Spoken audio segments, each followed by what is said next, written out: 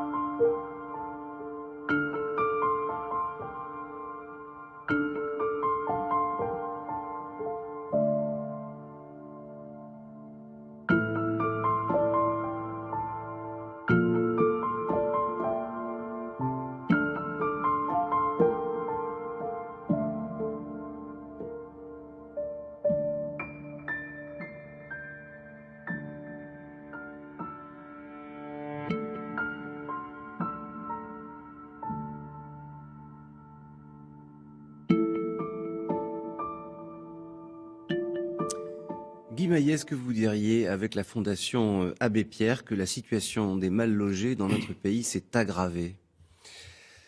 Je peux pas le dire comme ça. Par contre, ce qu'on peut dire, c'est qu'on a une nouvelle catégorie de gens plus démunis et pauvres.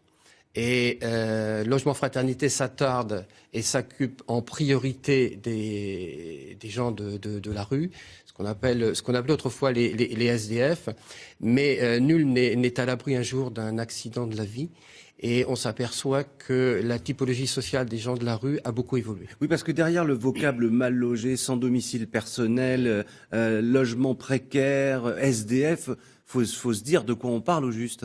Tout à fait. On parle de gens qui, pour des raisons diverses et variées, un divorce qui se passe mal, un licenciement, etc. Et des gens peuvent se retrouver à la rue. On a aujourd'hui des cas comme cela. Et on constate également que la typologie a évolué dans le sens où on a de plus en plus de femmes avec enfants.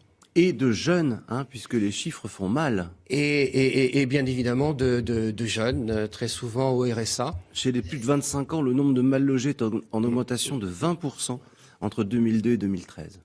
Voilà, tout à fait. Quels sont vos rapports, justement, on parlait de la Fondation Abbé Pierre, avec toutes les autres associations qui, comme vous, se préoccupent de la misère ? Alors, la particularité de Logement Fraternité, si vous me le permettez, c'est d'abord une association composée essentiellement de bénévoles. Nous vivons essentiellement de dons. 1 euro récolté, c'est 1 euro redistribué. Il n'y a aucune perte en ligne, c'est du vrai bénévolat. Nous collectons, c'est important de citer quelques chiffres, si vous me le permettez. Bien sûr. Nous collectons vous êtes là pour ça. Merci. Nous collectons par an entre 70 et 85 000 euros que nous redistribuons intégralement auprès des associations avec lesquelles on travaille, dont l'association l'Abbé Pierre, mais il y en a bien d'autres sur la région nantaise et sur la région vendéenne. On peut citer par exemple pour Nantes Benoît Labre, la Nef Ferrer, le 102 Gambetta. Sur la Vendée, il y a l'association Les Passerelles. Nous avons aidé à une maison relais à Chaland. Et qu'est-ce qu'on fait concrètement de cet argent ? Ce qu'on fait concrètement... Alors on peut aller voir évidemment sur votre site, il y a toutes les actions que vous menez, mais j'aimerais que vous nous définissiez un peu quelles sont pour vous les priorités, les urgences. Les urgences, c'est de sortir la directive fondamentale au sein de Logement Fraternité, c'est que on ne peut pas laisser les gens dans la rue, il faut absolument qu'ils aient un toit. Avoir un toit, c'est retrouver sa dignité. C'est une première étape de réinsertion. Et la réinsertion est un élément important des orientations de Logement Fraternité. Pour être très concret, notre spectre est très large. Nous achetons, par exemple, nous finançons 350 duvets hiver pour la Vendée et la Loire-Atlantique. Pourquoi ? Parce que des gens dans la rue, certains ne souhaitent pas intégrer les logements d'urgence pour des raisons diverses et variées. Nous n'avons pas à juger. Par contre, on doit s'assurer que les personnes qui vivent dans la rue en hiver ne meurent pas de froid. Donc, via le SAMU social, nous fournissons Alors il y a le travail de votre association. On ne va pas se gêner pour développer quelques exemples, mais il y a aussi ce qu'on peut faire nous. Qu'est-ce qu'on peut faire nous?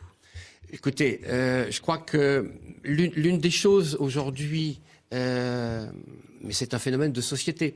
Alors bon, c'est peut-être un coup d'épée dans l'eau, mais je voudrais passer un message tout simple. Ce dont aujourd'hui manquent les gens le plus, c'est de la considération. Parfois même au-delà des aspects financiers et pécuniaires. Et j'engage chaque citoyen, chaque Nantais, Nantaise et chaque citoyen globalement, lorsqu'il est dans la rue, à se déconnecter un petit peu de son mobile, de ses oreillettes, pour regarder autour de lui et surtout avoir un mot. Tout le monde ne peut pas être dans l'empathie, je le comprends. Mais vous avez des gens, certes, qui font la manche, qui sont dans la rue. Eh bien, un regard, un sourire. Et si vous le pouvez, s'arrêter, parler. Et je vous donnais un exemple, l'exemple de Claude Vette, pour ne pas le citer. Un ancien chef d'entreprise. Un ancien chef d'entreprise qui est devenu SDF. Qui a été SDF dans la rue pendant 12 ans, qui a écrit des livres. À qui on a tendu la main. À qui on a tendu la main, cette personne a su lui parler et il s'est révélé avec quelques dons d'écrivain. Alors là-dessus, j'ai besoin d'avoir à la fois votre avis sur l'idée et sur le financement participatif. Est-ce efficace? Est-ce moderne? Faut-il en passer par là aujourd'hui? Toutes les bonnes idées sont recevables, bien évidemment. Je crois que dans le cadre du crowdfunding, comme on dit, financement participatif, cette action est à relever. Je vais, puisque ça se passe à Saint-Nazaire, je vais vous citer ce qu'on a fait nous, Logement Fraternité, avec la halte de soins santé. Certes, on s'appelle Logement Fraternité, mais on intervient auprès des plus démunis. Et la halte de soins santé est une structure qu'on a aidé à financer les 12 chambres, tout l'aménagement des chambres. Grâce à un bénévole de Logement Fraternité, on a pu récupérer d'une mutuelle, je ne la citerai pas, des violits médicalisés, mais encore en parfait état de fonctionnement. Et aujourd'hui, à Saint-Nazaire, vous avez cette halte de soins santé qui permet aux gens de la rue qui ont eu des accidents médicaux, après avoir été hospitalisés, on sait bien que s'ils retournent dans la rue, on va aggraver les pathologies.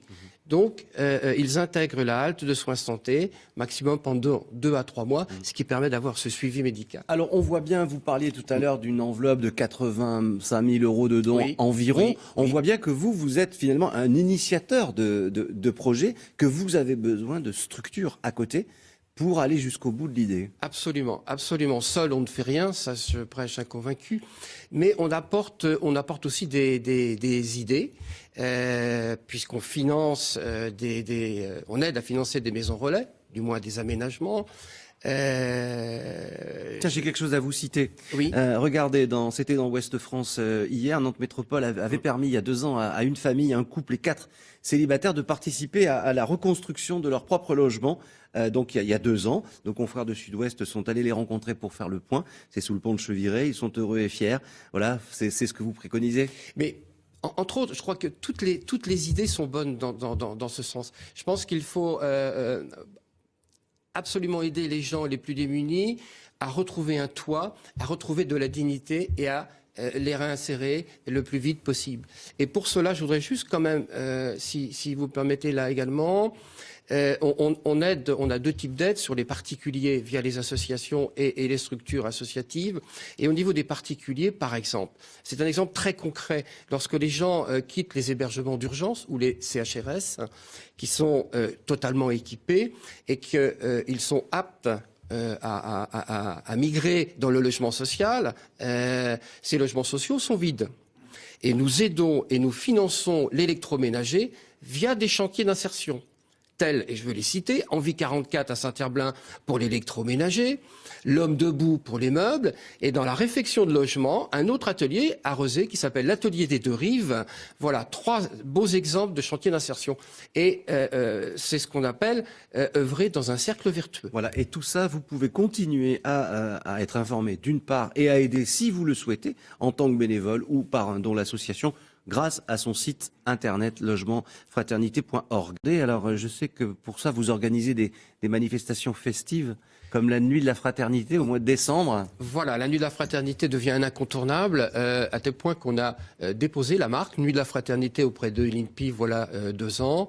Nous avons organisé la 6e nuit de la fraternité le 16 décembre dernier. C'est un moment très important. Ça se passe au marché de Talensac à Nantes. Tout à fait. C'est très important pour toutes les associations avec lesquelles on travaille. Ça permet de faire, d'avoir une vision extérieure et faire voir aux Nantais, aux Nantaises ce que c'est que de vivre dans la rue en plein hiver. Et là, je voudrais faire un grand merci au GNI, le Groupement national des indépendants de la restauration et de l'hôtellerie. Votre collaboratrice en parlait tout à l'heure. Ce sont vraiment des gens qui, depuis la première nuit de la fraternité, nous offrent l'ensemble des impédimenta et ce qui permet de se restaurer et de se désaltérer à volonté. Voilà, et qui montre aussi que la solidarité, ça existe vraiment.